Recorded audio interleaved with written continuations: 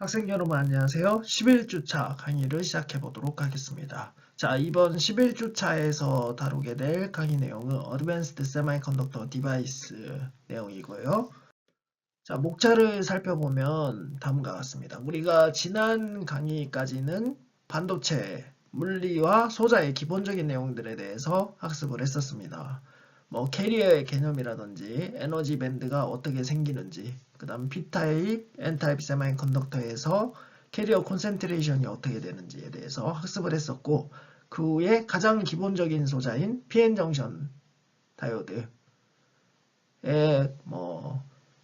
이큐리엄 상태, 포워드 바이어스 상태, 리버스 바이어스 상태의 특성들에 대해서 이야기를 했었죠. 그리고 나서 BJT는 우리가 학습을 하지 않았고 모스 캐패시터를 학습을 했습니다. 모스 캐패시터는 모스펫에서 가장 중요한 채널 부분 역할을 담당하는 구성 요소가 되는 거고, 이 모스 캐패시터를 이용해서 새로 개발하는 절연 물질의 다일렉트릭 콘스탄트 등을 평가를 할 수 있다고 했었죠. 그리고 차지 커플드 디바이스, CCD 카메라나 큰 카메라나 캠코더에 쓰이는 그런 디바이스로 활용을 할 수 있다고 잠깐 소개를 했었습니다. 그리고 마지막으로 현대 반도체 소자에서 가장 많이 활용되고 있는 모스펫 소자에 대해서 이야기를 했었죠. 그래서 이번 시간에는 모스펫의 스케일링 이슈에 대해서 이야기를 할 겁니다. 스케일링을 함에 따라서 모스펫에서 어떤 문제가 발생을 했고, 이 문제를 해결하기 위해서 새로운 구조의 모스펫들이 나왔는데 이런 것들이 어떤 것인지, 그리고 우리가 알고 있는 메모리 소자, 가장 흔한 메모리 소자인 D램과 플래시 메모리에 대해서 알아볼 겁니다. D램과 플래시 메모리는 모스펫을 기반으로 하는 소자인데 이게 어떻게 동작을 하고 내부적으로 어떻게 구성이 되어 있는지에 대해서 간략하게 소개를 하겠습니다. 그리고 마지막으로는 4차 산업혁명 시대에서 요구되는 다양한 반도체 소자들에 대해서 제가 연구하고 있는 주제들을 바탕으로 해서 소개를 하도록 하겠습니다. 자, 제가 1주차 소개 영상에서 이야기를 했었는데 무어의 법칙에 대해서 얘기를 해보겠습니다. 무어의 법칙은 반도체를 하는 사람이라면 다들 아는 법칙이죠. 무어의 법칙은 1971년에 무어라는 사람이 제시한 법칙이 되는데 이게 뭐냐면 인테그레이티드 서킷 칩 안에 들어가는 트랜지스터의 개수가 24개월마다 2배씩 증가한다는 법칙이었죠. 근데 실제로 이게 잘 맞아떨어져서 2016년까지도 계속 이어졌습니다. 그래서 이 무어라는 사람이 굉장히 유명해진 거고요. 결국 같은 칩 사이즈 내에 들어가는 트랜지스터의 개수가 늘어난다는 얘기는 트랜지스터의 사이즈가 줄어들었다는 얘기가 되는 거죠. 여기 지금 오른쪽에 보면 30년 동안 같은 사이즈에서 들어가는 트랜지스터 개수가 10의 6승배만큼 증가를 했다는 걸 알 수 있습니다.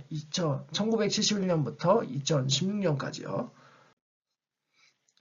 자, 그래서 무어의 법칙에 따라서 트랜지스터도 계속 사이즈가 줄어드는 방향으로 개발이 되었습니다. 최초의 트랜지스터는 절만이온 기반의 BJT 트랜지스터라고 했죠. 그리고 나서 IC 소자가 처음으로 제안이 됩니다. 그게 1960년대고요.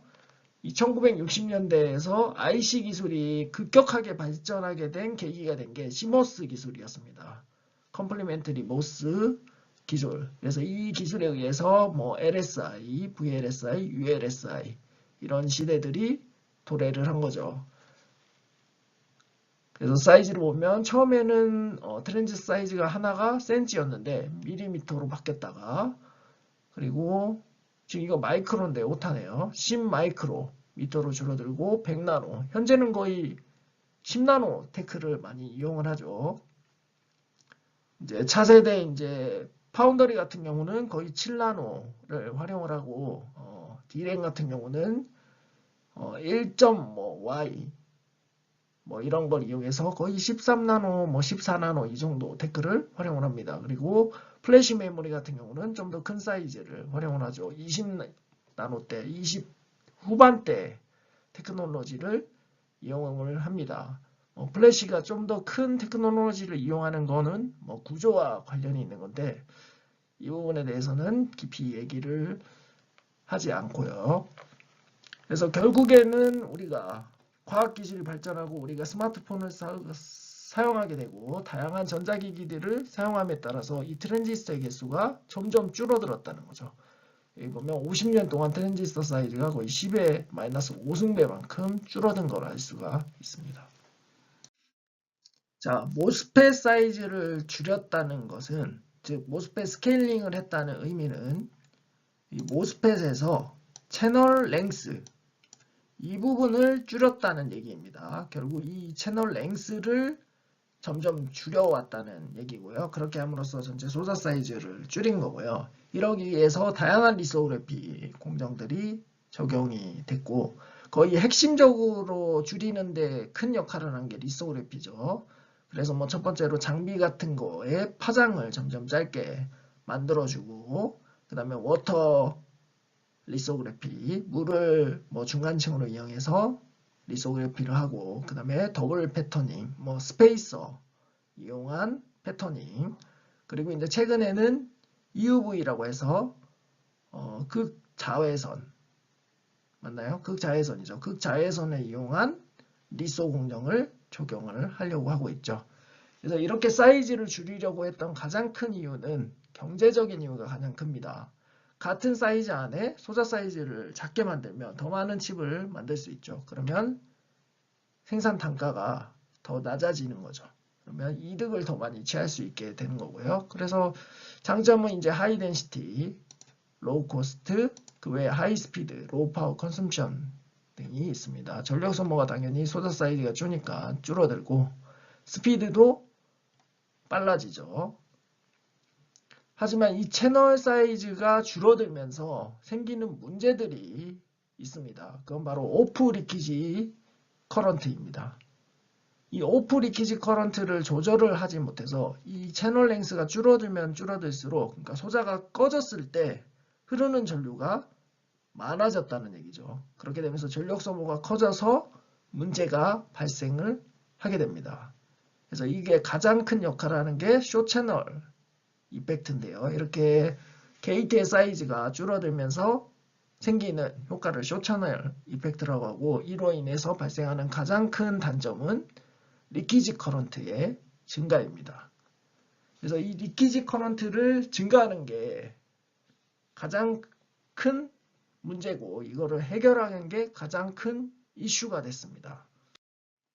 자, 스케일링과 관련된 모스펫 리키지 커런트 소스에 대해서 알아보도록 하겠습니다. 총 6가지 정도로 지금 표시가 되어 있죠. 자, 첫 번째 소스 솔드 커런트라고 얘기가 되어 있는데 자, 모스펫에서 X축을 게이트 전압, Y축을 드레인 커런트라고 합시다. 이때 로그로 나타내면 로그 스케일로 나타내면 그래프가 이렇게 나오죠. 여기서 문턱전압이 서브셋솔드 볼테이지가 한 이 정도 값을 가지겠죠. 그래서 이 문턱전압 이하를 서브셋솔드 영역이라고 하고 이때 커런트 변하는 정도를 서브셋솔드 스윙이라는 파라미터로 나타냅니다. 이 서브셋솔드 스윙이라는 파라미터는 드레인 커런트가 10배 증가할 때 필요한 전압의 크기를 나타내고 단위는 미리볼트 퍼 디케이드로 표현을 합니다. 근데 이게 최대, 그러니까 최소값이 60mV 디케이드로 제한이 되어 있습니다. 이게 작으면 작을수록 좋죠. 왜냐하면 이 떨어지는 가파르기가 굉장히 커진다는 얘기니까요. 근데 물리적으로 일반적인 모스펫 구조에서 이 값은 최소값이 60mV 디케이드입니다. 근데 이 채널 랭스가 줄어들면 줄어들수록 쇼 채널 이펙트에 의해서 소스와 드레인 사이에 배리어가 낮아지는 현상이 생기면서 문턱 전압이 점점 낮아지는 현상이 발생을 합니다. 문턱 전압이 낮아지면 어떻게 되냐? 이 기울기가 이 그래프가 옆으로 이렇게 옮겨지겠죠. 자, 이렇게 옮겨졌을 때, 자, 이쪽에 있는 커런트가 0V일 때는 굉장히 작지만 이쪽으로 VTH가 줄어들었을 때는 0V일 때 커런트가 크다는 걸 알 수 있죠. 즉, 꺼져 있을 때도 굉장히 큰 리키지 커런트, 서브스레스홀드 커런트가 리키지 커런트로서 흐르고 있다는 얘기가 되는 거죠. 그래서 채널 길이가 짧아지면 이게 문제가 되는 거고요. 두 번째, 게이트 리키지 커런트 바이 신 인슐레이터라고 되어 있죠. 여기에 이제 옥사이드 레이어가 있는데 채널 랭스를 줄이면 줄일수록 전체 온 커런트를 높이기 위해서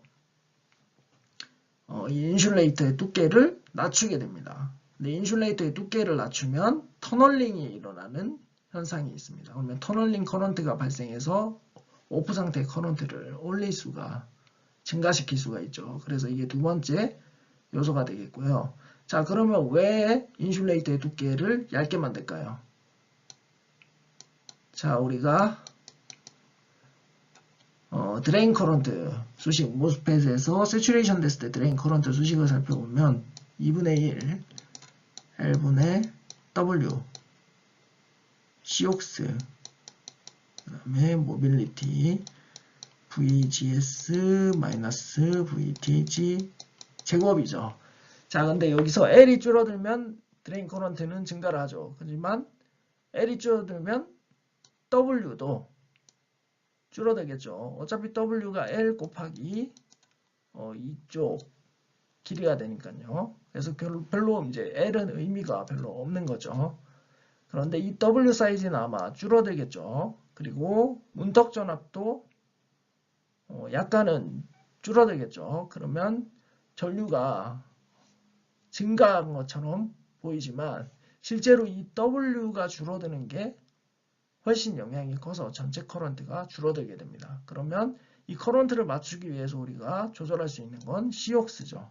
COX는 D분의 입실론이죠. 그래서 이 D를 점점점 낮춥니다. 점점점 낮춰서 전체 온 커런트를 유지를 시켜주는 거죠. 근데 이게 너무 얇아지게 되면 아까 말했듯이 터널링에 의한 게이트 리키지 커런트 성분이 발생을 해서 오프 커런트를 증가시킬 수가 있습니다. 그래서 이걸 해결하기 위해서 뭐 하이케이 물질이라든지 이런 거를 도입을 했죠. 그거는 뭐 부수적으로 제가 말씀을 드리는 거고, 하이케이 물질을 사용하면 요 값이 증가되니까 두께를 상대적으로 좀 더 두꺼운 걸 써도 되는 거죠. 자, 그리고 세 번째, 펀치 스루 바이 클로저 소스 드레인 정션이라고 되어 있습니다. 자, 우리가 PN 정션 배웠죠. 자, 기본적으로 우리가 PN 정션에서 배웠던 이론들을 모스펫이든 BJT든 모스캐패시터든 다 갖다 붙여서 해석을 할 수 있습니다. 그래서 우리가 반드시 PN 정션 다이오드, 모스캐패시터, 모스펫에 대한 내부적인 물리 메커니즘을 확실히 이해하고 있는 게 좋습니다. 그래야 우리가 삼성전자, 하이닉스 회사에 갔을 때 서바이벌을 할 수가 있는 겁니다. 자, 여기 예를 들어서 이게 N타입 디바이스라고 하면 소스와 드레인이 N으로 도핑이 돼 있겠죠. 그러면 서브스트레이트는 P죠. 그러면 PN 접합이죠. 그러면 여기에 정션이 형성이 되겠죠. 디플리션 영역. 이 형성이 되죠. 자, 그런데 소자를 동작을 시킬 때 드레인 전압은 항상 일정 전압이 가해져 있죠. 오프 시키더라도 드레인 전압은 가해져 있습니다. 게이트 전압은 꺼지더라고요. 근데 이 채널 길이가 점점 짧아진다. 그러면 드레인 전압을 조금만 가해줘도 이 디플리션 영역이 여기까지 겹쳐버리는 거죠. 소스 쪽 접합 부분과 겹쳐버리는 겁니다. 그러면 이쪽 정션에서 형성되는 커런트들이 다 일로 그냥 흘러버리는 거예요. 그러면 커런트가 커지겠죠. 그래서 여기 3번이 이렇게 표시가 되어 있죠. 자, 그리고 4번은 게이트 인듀스 드레인 리키지 기들 커런트라고 하는 건데 이거는 뒤에서 좀 설명을 하도록 하겠습니다. 뭐 게이트 전압을 가해줬을 때 이쪽 드레인 부분에서 또 N타입 부분이 밀려나가서 뭐 P타입이 돼서 어떤 공핍 영역 같은 게 생겨서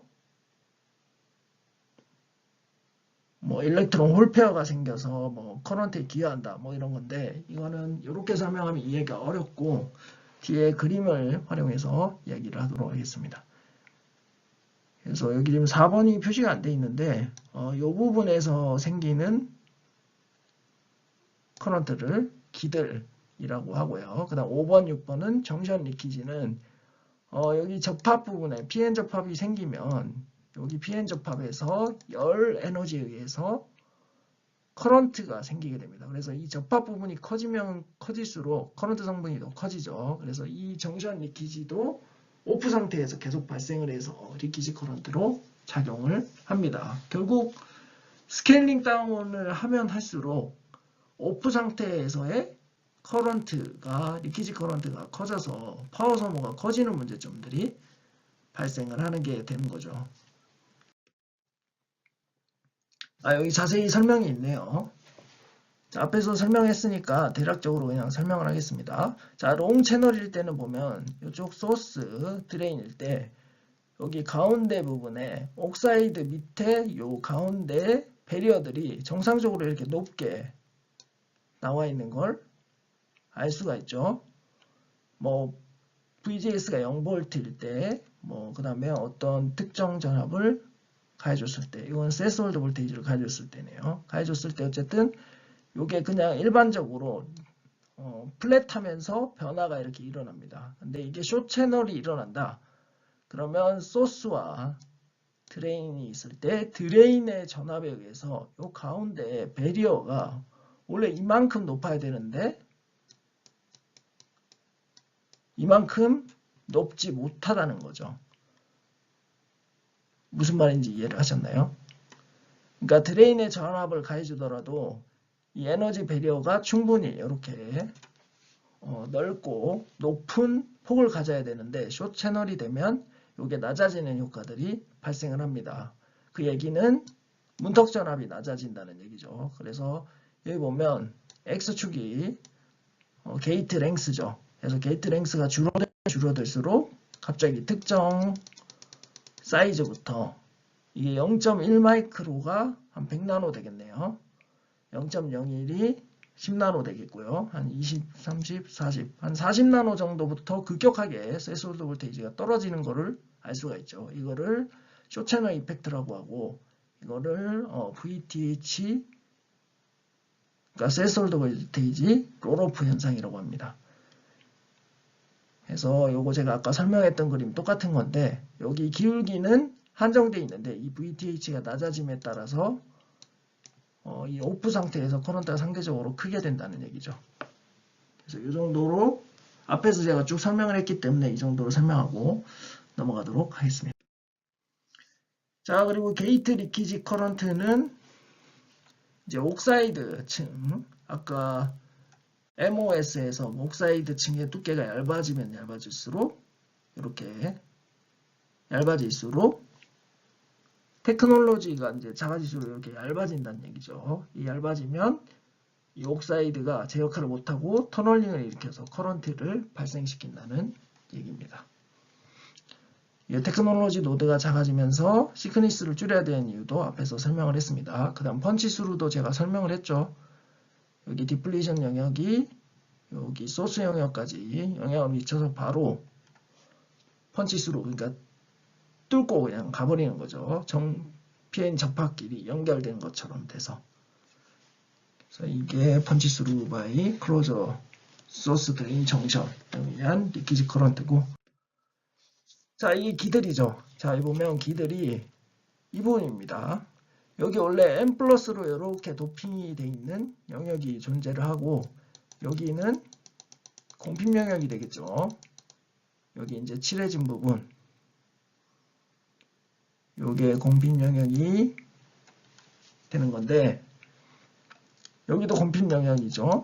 이거는 이제 P타입 쪽 공핍 영역, 여기는 N타입 쪽 공핍 영역.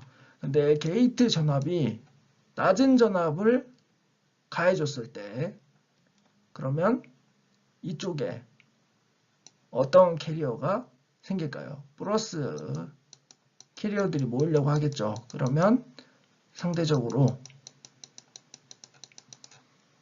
드레인에 전자들이 밀려나서 공피층이 생기는 겁니다. 그럼 이 영역에서 어떤 열 에너지에 의해서 일렉트론 홀 페어가 생기고 이게 바로 이렇게 드레인단으로 들어가서 커런트 소스로 작용을 하고 전자는 이쪽 바디 쪽으로 와서 기어를 해서 리키지 커런트를 만드는 현상을 이야기를 하는 겁니다. 자, 이렇게 되기 위해서는 게이트 전압이 굉장히 낮아야 되겠죠.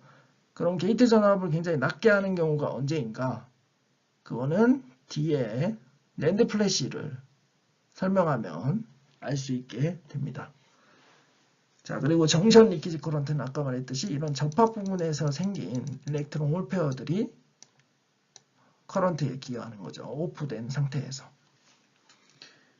그래서 채널 랭스가 줄어들면 줄어들수록 이런 현상들이 점점 더 심해지게 된 거죠. 그래서 이거를 해결하기 위한 새로운 구조들이 자, 앞에서 말한 스케일링에 따른 리케지 커런트들이 이슈가 되면서 다양한 모스펫 구조들이 제한이 됩니다.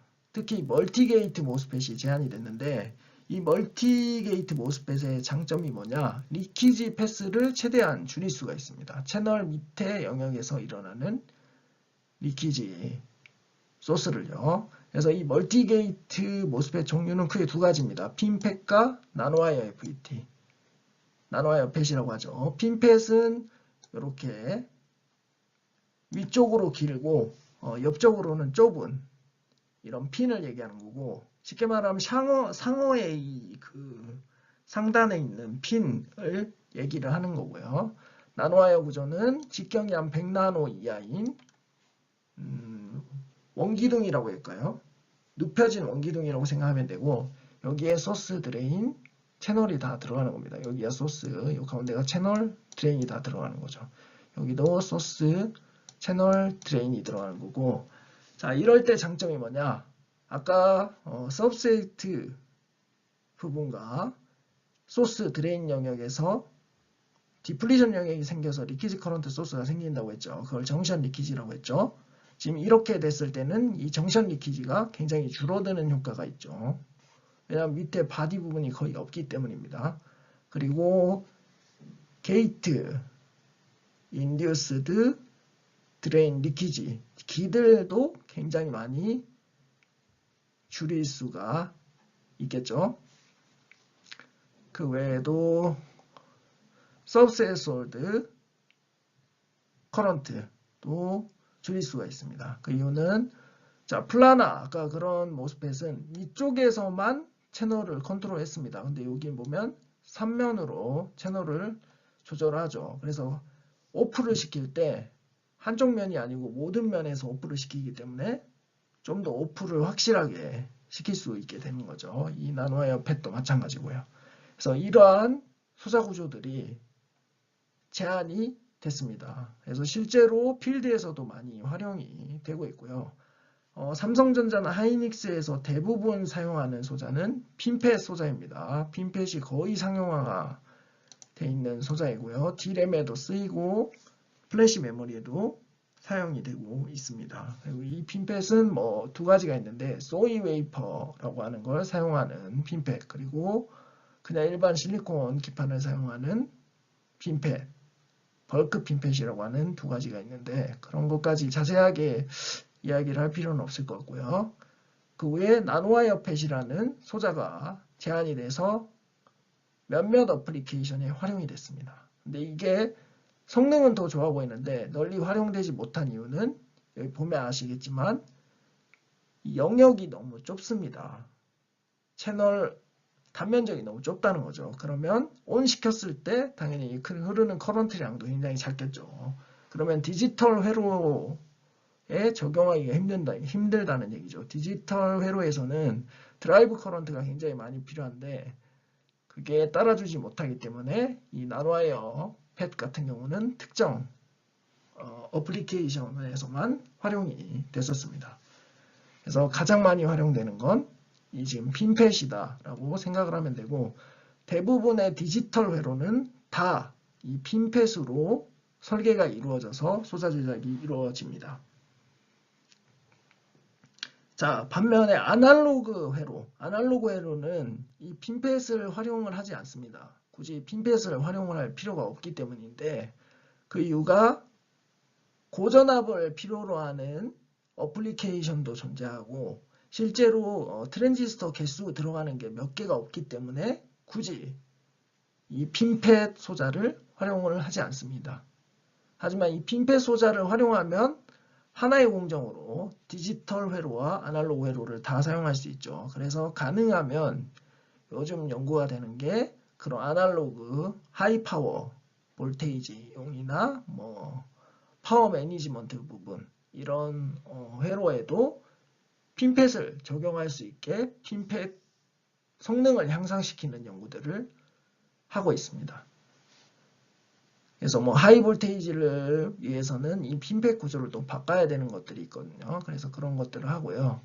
그리고 최근에 가장 많이 이슈가 되고 있는 소자는 여기 적혀 있는데 아까 나노와이어 펫의 가장 큰 단점은 온커런트가 작다는 거였죠. 그리고 핀펫은 상대적으로 온커런트가 크지만 게이트 컨트롤러비티, 즉 채널을 조절하는 게 4면이 아니라 3면이기 때문에 좀 한계가 있죠. 그래서 다음 단계로 각광받고 있는 소자가 나노싯 FET라고 하는 겁니다. 나노싯 FET는 여기 핀펫은 이렇게 수직 방향으로 이렇게 긴 거고요. 나노와이어 펫은 이렇게 동그랗게 나노와이어가 들어가는 거죠. 근데 아까 온커런트가 작다고 했기 때문에 이걸 늘리기 위해서 여러 층으로 이렇게 적층해서 다발로 만들어주는 연구를 했었습니다. 근데 이거 한계가 있어서 나노시트라고 하는 소자가 연구가 되고 있죠. 나노시트는 쉽게 말해서 이쪽 두께를 엄청나게 얇게 만들어줍니다. 그래서 채널 컨트롤러를 굉장히 쉽게 할 수 있도록 얇게 만들어주고 반면에 이 위스 부분을 엄청 크게 만들어주고 적층을 하는 거죠. 그러면 온커런트 양을 늘릴 수 있어서 여러 군데 어플리케이션에 활용을 할 수가 있죠. 근데 단점이 이게 지금 굉장히 얇고 옆으로 굉장히 넓게 되고 적층을 해야 되기 때문에 소자 제작이 힘들다는 부분, 그리고 우리가 컨택을 만들어줄 때, 즉 소스와 드레인의 메탈 컨택을 만들어줄 때 저항이 굉장히 큰 문제가 있겠죠. 그래서 이러한 것들을 해결하기 위한 연구를 많이 하고 있습니다. 차세대 소자 연구로서 많이 하고 있고요. 그래서 이런 게 있다라는 거를 알아두시면 좋을 것 같고,